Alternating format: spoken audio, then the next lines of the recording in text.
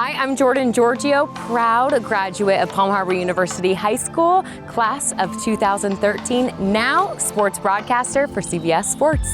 Give these guys a we are. We'll see if you still got it, Trace. I knew from the very beginning, when I was in middle school, that I wanted to be on TV. I wanted to be in sports in some aspect. I always loved that growing up. So I knew that in the back of my head, but I wanted to succeed, obviously. I wanted to come to Palm Harbor. And I was not zoned at the time in 2010, 2009, you had to apply in order to go to certain schools, and I was zoned for Dunedin, and I really wanted to go to Palm Harbor. I was given every opportunity. If I wanted to do something, there was a club for it. If I wanted to get an experience, they would allow me to do it if I asked, right? There was so many options on the table. I feel like not every district has that, and we had that to our advantage. And so my teachers were incredible. Like I said, I came here for the medical program, not wanting to really go the medical route, but because that's where Palm Harbor University was.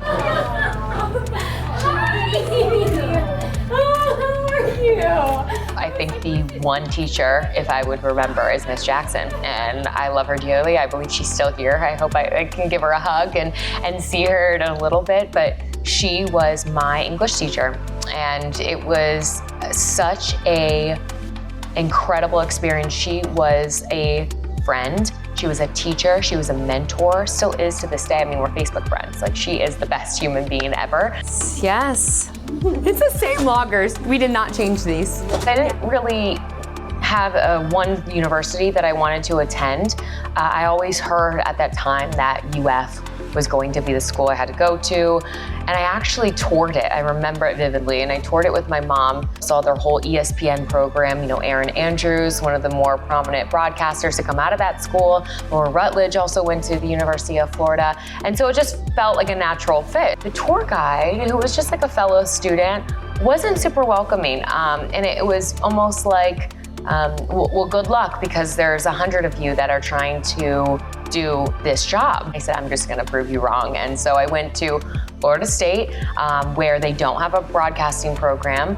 They didn't have anything sports broadcasting at the time. And I was like, I'm going to figure this out. Right. Yep, that's me. And then Whenever I had that field pass access and I was on the field walking up and down the sidelines, I would try my hardest to meet anyone and anyone who was important. Whether that was the cameraman, whether it was the director for ESPN who was there for College Game Day. Anyone it was, I was just introducing myself. I wasn't being a bother, but I was introducing myself. I'm not trying to be a two-time Super Bowl champ. I know I will never be that.